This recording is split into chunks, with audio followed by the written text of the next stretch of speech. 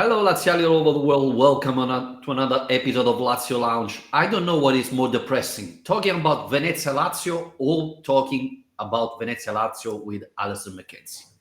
I really uncertain. Maybe Alasdair, we should talk about the Six Nations. I know Scotland had a very positive game on Saturday. So was it your best Saturday ever or not? It was very close, right? Otherwise I would have had a really lovely day. If it wasn't for the existence of sport, it would have been great. But yeah, it was pretty. Ended up being a bit of a stinker on the sporting front. I mean, at least Lazio didn't lose. There is that. There's a Yeah. point to be taken. Yeah. But Vittorio, it wasn't the performance. I guess it wasn't the performance we've come to expect from Lazio under Baroni, isn't it? Because we've complimented the fact that he's managed to get this team playing pretty well in these games in general, taking on teams lower down the table, away games against teams down there. But on this case, they were just miles off. Yeah. Before we talk about the game, we have to put out a disclaimer. We are not going to talk about the Europe League draw because we talked already last Friday in the podcast for our Patreon members. So we are not going to repeat ourselves. If you're interested, especially in what Alasdair said about the draw, it's very important. You can reach our Patreon page, patreon.com/Lazio Lounge. Membership starts at $2 a month. And you can listen to our podcast about the Europe League draw. Remember, not this Thursday, next Thursday, Pilsen Lazio, first leg of the Europe League draw. So we're going to talk about that game going forward. But today we are talking about this amazing performance against Venezia. And Alasdair, the most disappointing thing is that so far this season, Lazio against small team, we pretty much dominated them. We often won 3-1, 4-0, etc., etc. Saturday, we had one shot on target. That was unbelievable, really incredible to believe about it. And Venezia had more opportunity than us. Yeah. So I want to start on this because Baroni surprised pretty much everybody with picking Mandas instead of Provedel. Were you surprised? Did you see that coming? And how do you judge his performance? Well, I mean, I think it was one of the, I would probably say, two positives to take from this game. I'll get on to the second one.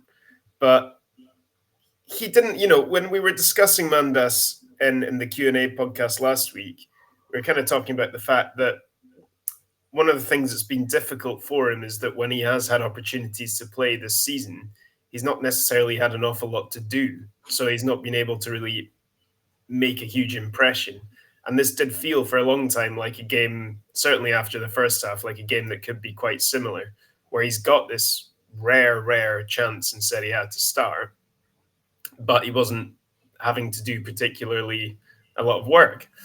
But ultimately, the save he made on Restagno was probably the moment of the game. I mean, that you alluded to yourself. If one team did deserve to win this game, it was probably Venezia, not Lazio.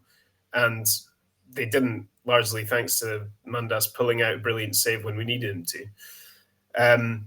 So I think he deserves to have been given his chance. Baroni is still determined to point out that Provedel is the starting goalkeeper, not Mandas. But the thing is, if Mandas gets another start in the Coppa Italia this week, which all reports say he will, and he has a big game there, it's going to be pretty difficult for Baroni to stick with his guns on this one because Mandas, I would say he's done job one. I wouldn't say that performance on its own was enough to say this is our starting keeper now, but it's the first step. And then if he follows it up against Inter, he's going to be asking that question. Well, let's point out that this is the first clean sheet in February that we had. So that's not bad. Yes, we play against Venezia, but let's not forget we conceded a goal against Monza. So, that's something we have to point out that we are struggle to keep clean sheet. And it's so funny. 2 years ago, it looked impossible for opponent to score us. And now it's like, if me and Alasdair play against Lazio, we're going to lose, but probably we're not score a couple of goals. So this is incredible. Question mark, because rumors are he's going to play against Inter. I'm not 100% convinced. But then again, Sunday, there's Milan Lazio. How can you put back Provedel if Manda is playing like that? So I didn't expect to see Mandas playing on Saturday because I thought Provedel had another chance and maybe in Coppa Italia Mandas would have started. But now things are changing, and it's not easy to play when your manager said, "Yeah, he's playing, but Provedel is still the starter." It's not easy for a young goalkeeper to come in and say, "Yeah, well, I'm playing, but I'm not the starter, so who cares what I do?" So I thought Mandas played a good game. I think he wasn't the only positive sign of that game. I thought Isaacsen had another very good performance. And finally, Alasdair, Reda Belayan played. I was surprised not seeing him starting. That was a huge surprise.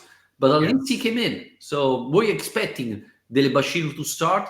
Or were you thinking... Well, he was forced to come in, wasn't he? I mean, that's... No, yeah, I wasn't. I think I said last week, I was like, you have to start Belayan in this game because he is supposed to be the stand-in for Rovella, and if you've signed him, and I made this point already that he's Serie A ready, he's already played the first half of the season at Verona, so obviously he'll be getting used to the team and the way they play and so on being different, but I think you need to throw him in there. And I think if we're to look at one silver lining of Dele Bashiru picking up an injury, it would be that it allowed Belayan to get that opportunity and to take it. I mean, not in a totally game-changing way, but I think in terms of what you wanted to see from a player playing in that kind of deep line midfield role and making some good crunching tackles, but looking very confident on the ball as well. I said at the start, 2 positives from this game, and this was obviously the other one I was thinking of. So I hope that's, again, that he's done enough to prove that he's an option, because I think there has been this reluctance to give opportunities to the signings, which has always been a bit strange to me, because Baroni's entire season so far has been characterized by the fact that he isn't reluctant to give opportunities to people. He's giving opportunities to almost everybody in the squad. And yet Ibrahimovic, we still haven't seen any of. Proscar, we haven't seen any of. And then Belayan only just now for just over one half. So it's promising. And I don't know, do you think it was down to the type of game it was? It was quite a physical game, a bitty game. I mean, do you think he might find it harder against Inter, for example, or? Well, I thought when he came in, Lazio changed a little bit of pace. We were so sloppy in the midfield and so slow, Alasdair. We were moving the ball so slowly that it was very easy for Venezia to defend. Now, there's a stat that I think it's embarrassing, and it could wrap up our podcast. The last game where Venezia didn't concede a goal was the 25th of September against Genoa. Venezia beating Genoa 2-0. So since September, Venezia conceded in every single game, except Saturday. So this is embarrassing. Scoring to Venezia should be very easy. And we had one huge attempt with Dia in the first half, and one shot on target from Isaacsen from his own. So what do you think that was then? I mean, is it too reductive to just say Tati wasn't fit and this shows how important he is? Can we talk about the team mentally taking this game too lightly, being a bit distracted with, a lot of fixtures coming up, 2 Milan teams coming up this week? I mean, what do you think? Because you're right, it was very sloppy and very slow compared to what we're used to. So why was that? Well, these are not stats that is concerning. Tati Castellano missed 4 games in Serie A this season, 4 games. And in these 4 games, Lazio lost 2-1 against Fiorentina, 6-0 against Inter, 1-0 against Como, and Saturday against Venezia draw. So it's not only that Lazio didn't win. For me, the most important thing is, in these 4 games without Tati, we scored 2 goals. 2. One was Mario Gila, the header on the free kick of Nuno Tavares against Fiorentina. And the second one was Dia against Como. It's not only Tati missing, is the replacement of Tati. In these 4 games, in 3 games, Noslin started number 9, and he was a totally disaster. Same thing against Venezia. The only game where we scored and wasn't a free kick was when Baroni finally placed Dia number 9 against Como. And then he got injured, if I'm not wrong. So I think we're missing definitely Tati, but the replacement is not good enough. Noslin has proven that he's not a number 9 we need. The only replacement we have is Dia, but Baroni keeps playing him as a trequartista. So I don't think Pedro is the solution. I don't think Noslin is the solution. But we have to find one. I mean, Dia would be the easy one, but Baroni has to find another solution if he doesn't want to play him there. And, it's football. If you don't score, the best you can get is a draw, right? You cannot win without scoring. So this is an issue. That is definitely correct. I've just checked over that one. That's definitely right. Even in Scotland. It's proven. Yeah, I mean, I think the Tati Dia link up has definitely been one of the most successful experiments, if you like, that Baroni's landed on this season. The idea of having Dia in that deeper role behind Tati, using Tati as the focal point to build your attacks around. Again, when we get asked this question quite regularly, should they be swapping? No, every week. Didn't. And I think this goes to show again why. I mean, Tati, the work he does off the ball is so important to actually, create the space and the opportunities for the other players in this attacking system. And I think Zaccagni and Isaacson were probably the most dangerous looking players we had. I mean, not to say they were ripping things up, but they were getting on the ball and trying to run at defenders a little bit more. But they didn't seem to have much around them. I don't know. It didn't feel like they were kind of working within the system so much in this game. And I do feel like that's probably because you don't have Tati in there as an option to, play a 1-2 off or to hold the ball up for you or to give you an aerial option to cross the ball into the box. And for me, Noslin was a big disappointment because, we're talking about Alasdair and him having to take his opportunities. Noslin's had a lot more opportunities than Mandas has had. He was supposed to be, at the start of the season, we were looking at him as probably the starting number 9 in this team because there were so many doubts around Tati back then. There was a lot of money spent on him. He'd just been playing so well under Baroni and Verona. And God, apart from that Coppa Italia game against Napoli, we just haven't seen it. And even then, he wasn't playing as a 9, obviously. But he's got to be taking these chances, Noslin. He really has to, because this is his moment, really. Tati's out for a month. He's not going to get a better chance to prove that he can be a Lazio striker.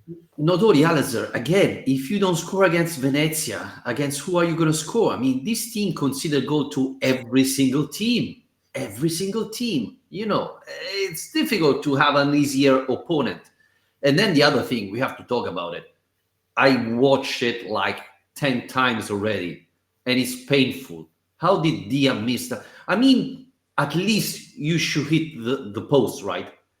Not getting the ball in the post, it's unacceptable. From there, I mean, if Radu saved it, okay, he was good enough. But you send it like in the stands from there. I mean, not even you would miss that chance. Come on. Yeah, I mean, on his weaker left foot, it looked like he didn't realize how much space and time he actually had, because it looked like he rushed it quite a bit. But even so, and I say on his weaker left foot, he just scored an absolutely brilliant goal on his left foot from a more difficult position against Napoli. So yeah, it's a strange one, just lacking the composure in that moment, I guess. And he's usually a pretty composed player, so it was an odd one. Venezia's stadium, I don't know if you've been there, but it is so like, it feels like a much smaller place, not just because of the stands of the pitch itself. Everything feels really tight. And so I don't think that helped Lazio. And I felt like they almost played like they felt like they had less space the whole time. It wasn't just Dia's finish. I think that they were quite hurried in the way that they were playing the game and making bad decisions quite often. I do wonder if just that kind of claustrophobic feeling of that stadium and that small pitch was affecting them, because it couldn't be any more different really to the Stadio Olimpico. Yeah. Can I ask you another thing? Lomchana came in and was embarrassing. I think after Nosling was the most disappointed player this season, I would say. So I'm asking you, with Chauna playing like that, with Nosling playing like that, why don't we give an opportunity to Ibrahimovic? I mean, if he's not playing, he's been signed like the 2nd of January. This is the 6th game he's on the bench without a minute. And it's not that you have Mbappe or Holland in front of him. You have Chauna that is simply embarrassing, and still he didn't play a second. I cannot explain why he's not playing. Don't tell me he's not ready. He played with Frosinone last year in Serie A. So he's no... How did that go for him? Yeah, of course. I mean, it's Frosinone, right? No, I'm joking. No, I completely agree. I think the moment I guess I became kind of suspicious almost about this was the Monza game, where you're 5-1 up against the team that's bottom of the league and you're still not giving any minutes to this guy. I mean, I find it pretty strange. Baroni's clearly recently had some punchy moves to make in terms of taking Pellegrini out of the squad because of his attitude and what he's seeing from him in training, even though maybe we'll get onto this, that might change in the next few days. Yep. So I do wonder if maybe he's just not been impressed behind the scenes. Maybe he's seen Ibrahimovic come in and not have the attitude he wanted to see, not been training as hard as he would like, just not being a good fit for, his tactics, his strategy. I don't know, but it does feel strange to have brought this guy in and not to use him at all. And when it comes to Chauna, I think I said this in the last podcast after the Napoli game. I think the most worrying thing for me is it's now reached a point where when I see him coming on, I'm kind of like, oh no. I've just kind of lost faith that he's going to deliver an impact off the bench. I think everybody did. So, this is no different this time around. And maybe playing him as a striker was almost like a desperate move to try and get something out of him, like some sort of response, some sort of moment even that could turn around his season a bit. But it's strange because we've got all these different options. There are a lot of players and there are a lot of things you can do with all these players. But it feels like at the moment we're struggling to find the right combinations and the right form. I mean, Isaacson being the exception. Yeah, even Pedro, when he came in, I thought he could change the game, and he was sloppy. First time I saw him playing so bad. But I have another question for you, Alasdair, because we weren't playing great against Venezia, and we mentioned it in this podcast. Still, Baroni made only 4 subs. You have another possibility. We mentioned Ibrahimovic. You had the opportunity to bring him in. I don't know if you take off Isaacson or Zaccagni, but you could even risk and take off Guendouzi and play a more offensive mind football or a centre back, etc. And this is not the first time, even against Como, where we weren't playing great football, Baroni didn't make 5 changes. What's going on? I mean, we were talking in the past about the bench coming in, players coming in and changing the game. We score so often from players coming in from the bench. So you wasted that opportunity. How do you explain that? Do you think he doesn't trust the players he had left on the bench? Well, it must be that, or either that or that he trusts more the ones that are still on the pitch. I mean, the fact of the matter is this rule change came in post-COVID. It's still reasonably new, and it shouldn't be a big ask for players to play 90 minutes. So if he feels like there are guys on the pitch who are likelier to have an impact in the game even after playing for the first 70, then fair enough. I find it hard to be particularly critical of Baroni's substitutions just because he's been so effective throughout the season at bringing on guys who then go and make an impact. But on this occasion, I think you're right to ask the question, because it was a game where from the first minute until the last minute, Lazio just never really found a gear. They were just kind of I don't know, they were kind of freewheeling through the whole match and not really, total lack of intensity. It was tempting to just think, is this what Lazio without Rovella and Tati look like? I don't think it can be that. I think there's enough quality and there are enough good players on that pitch that they should have been better. And it was almost like he needed to inject a different mindset into the team on that in that You game. know, watching the game, my son said, "Yeah, this is the team without Rovella and Tati." And I said, "Hey, if without these two players we are so bad, then we should fire all the other players. I mean, you are professional football players, and you're not able to win against Venezia just because Rovella and Tati are missing. That cannot be the case." And the thing that concerned me more, Alasdair, is Mario Hila. We talked about him a lot during the season. Saturday, he was dreadful. He was like somewhere else. He made a couple of mistakes that could cost us not 3 points because we only drew, but even that point at the end of the day is still a point, and we gain a point against on Milan, Fiorentina, and Napoli that lost the game on this weekend. But he was so good so far, and Saturday he was embarrassing. You know, two stupid mistakes. Two stupid mistakes. Guendouzi was furious. I don't know if you noticed after the mistake he made. Yeah. And what's going on? Is it lack of concentration? Is it he's playing too much? Is it? Well, this is why I was asking you about whether you thought there was a kind of a wrong attitude towards the game. And it's always easy when you have a bad result against a team lower in the table to say, oh, they've underestimated the opposition or they've become a bit complacent. But I think you have to ask that question this occasion just because it was very unlike other performances. Like I said, generally playing teams lower down the table, Lazio have not been like that at all this season. So that's why I think there was a kind of notable difference. And that sloppiness you're talking about and those individual errors, and Keela, okay, probably the biggest example of that. But I think there were different versions of that kind of happening all over the pitch. They probably just thought, and they probably thought they would eventually have enough to win this game. Yeah.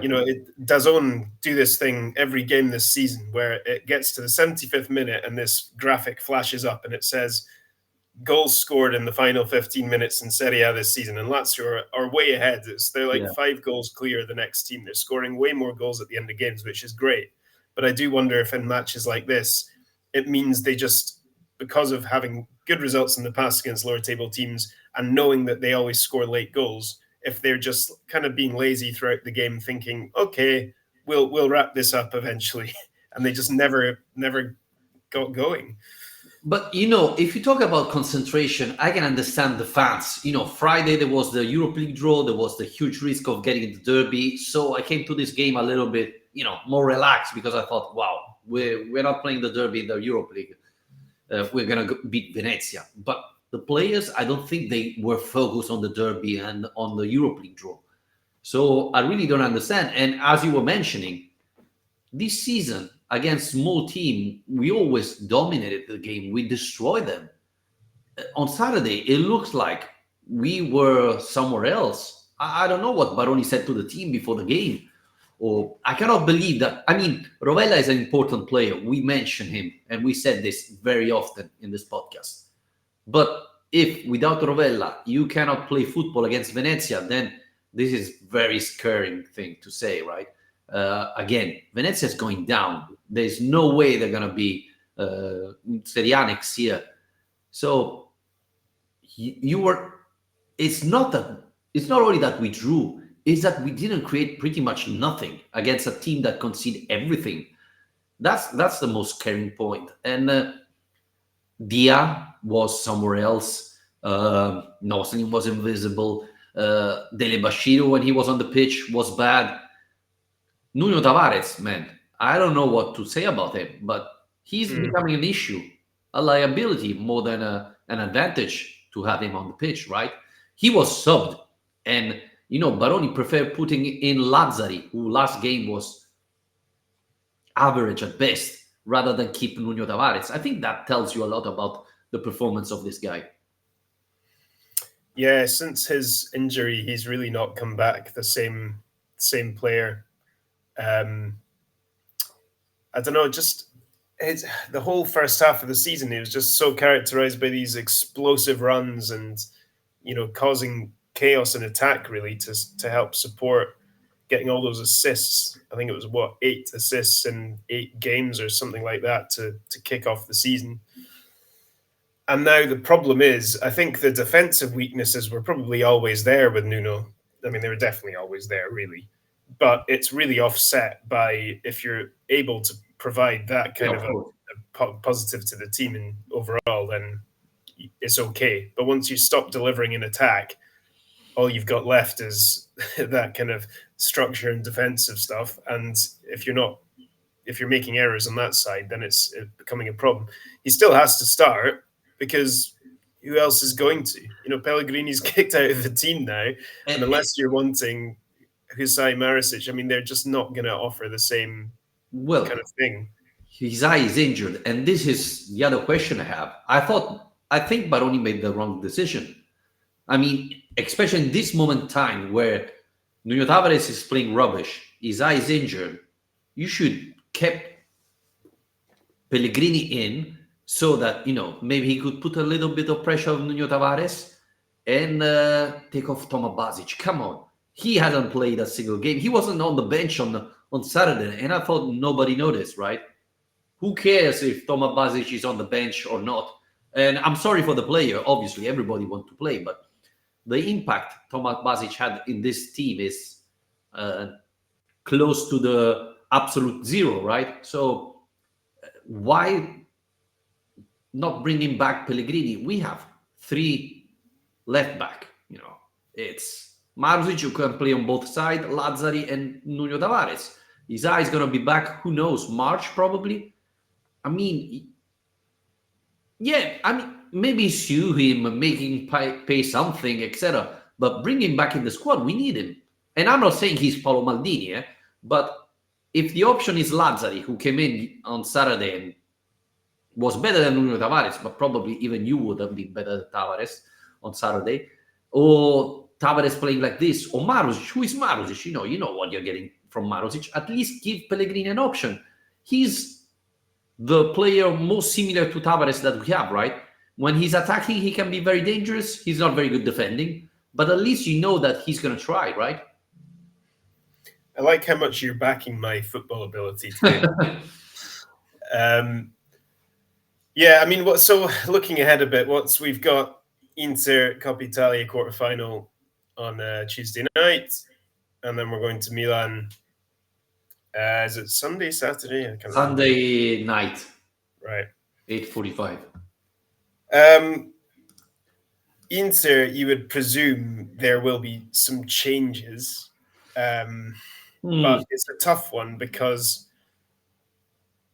it's quite a tight turnaround from the Como game. We've already got these absences in the squad, and it's Inter away. So if you're really wanting to target semi-final run Coppa Italia, you can't be throwing out a B team here, can you? No, and let's not forget that Inzaghi has a special relationship with the Coppa Italia. Can we say that? So I'm expecting not that much of turnover from Inter side. I'm expecting they have a couple of injured players, but I think that Inzaghi is going to put the best team available, especially now that Napoli lost against Como, and they're pretty much, they have their hands on the Scudetto again. So I think Inzaghi will try to win the Coppa Italia as well. So they're going to play the best team available. So I don't know how much turnover we have. And Alasdair, you mentioned AC Milan, but on Thursday there's even Victoria Pilsen Lazio. That is a very, very important game. In the next 10 days, Lazio could decide the season. If you lose the next 3 games, it's game over, right? Don't like it. Don't like you putting it like that. Well, you went to this. I don't think so. I mean, it could completely change the season. I don't think it's game over because I think obviously it is in the Coppa, but you would still have a second chance in Serie A and in the Europa League. However, I think we're at a kind of quite a sensitive moment right now because I wouldn't say definitely wouldn't say the club is in a rut or in crisis or anything like that. But we have, I think, picked up 16 points out of 30 in the last 10 games in Serie A, which is a bit of a drop off. A bit. And the performances in general haven't been at the level, I think it's safe to say, that they were a few months ago. And that's not to say that, everything has gone wrong at all.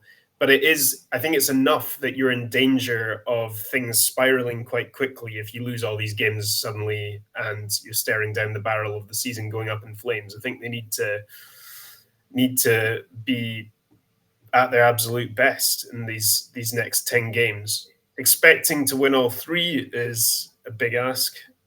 But imagine again on the flip side what that would do to your season as a kind of way of trampolining you into the run-in and the kind of morale boost that could provide.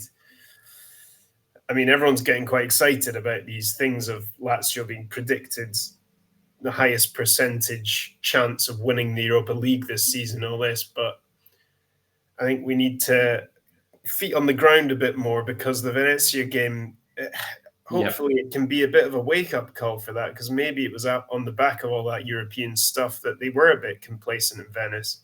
And they realized, they've got to this position by kind of playing almost as underdogs and playing above themselves, and get back to having that kind of underdog attitude. I think this team performs better. Yeah, I think now that the injury are piling up, you can see that we don't have that quality players on the bench that we are expecting, right? The Vecino injury has been a big issue for us, I think, because Vecino was the only midfielder we had with those characteristics that are missing now.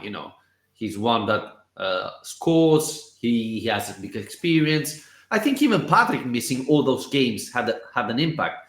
And we talked about the winter signing, but what happened to Gigot? I mean, he's not playing anymore. In Serie A, he pretty much never played and scored 2 goals in 4 games.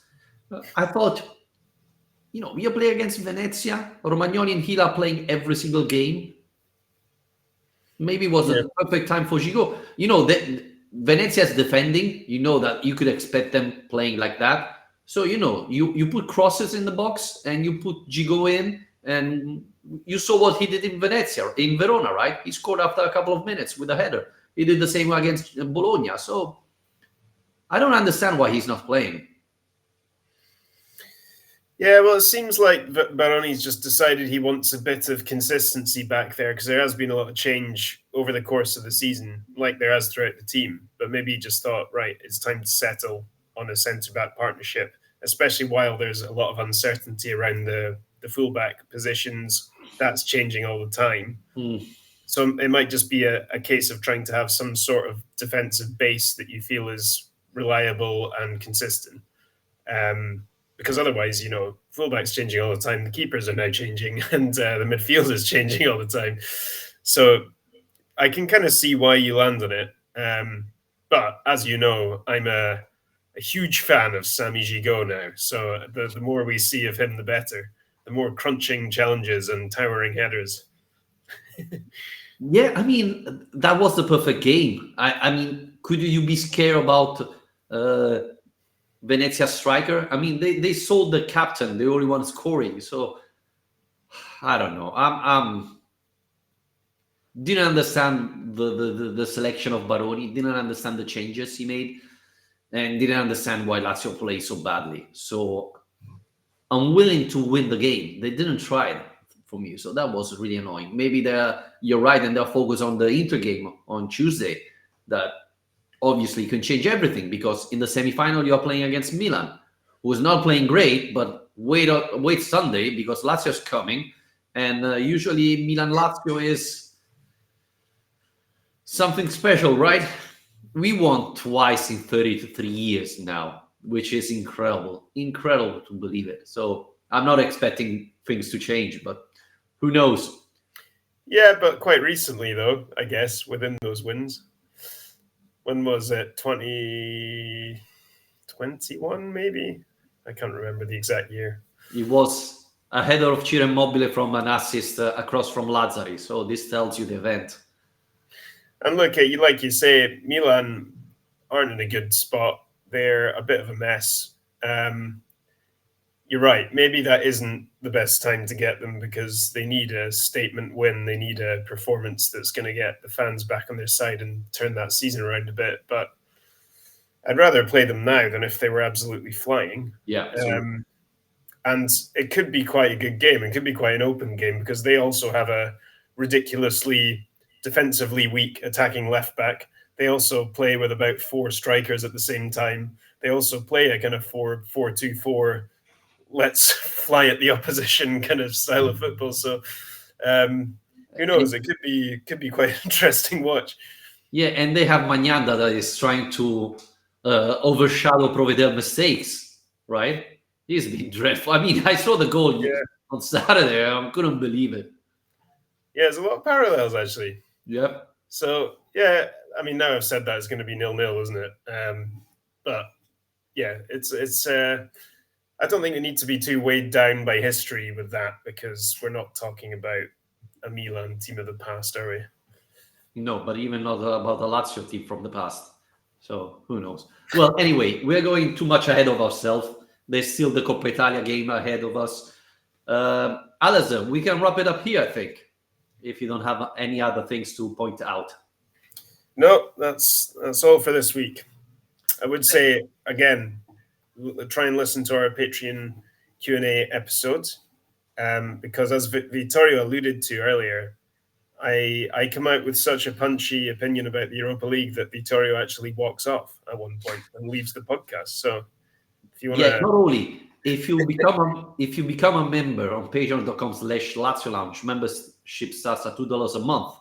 I started a quite interesting discussion, Alasdair, because we talk about the ownership, and it's funny to notice how different point of view from inside Italy and outside Italy we have. So, I mean, check our Patreon page if you want to support us and interact with our live chat. For now, thanks everybody. Thanks, Alasdair. I know you're watching Scotland, the last Scotland game again because it was so encouraging and promising. But we'll be back after Milan Lazio, and we'll obviously talk about the Coppa Italia game as well. Take care, everybody, and Forza Lazio. Cheers.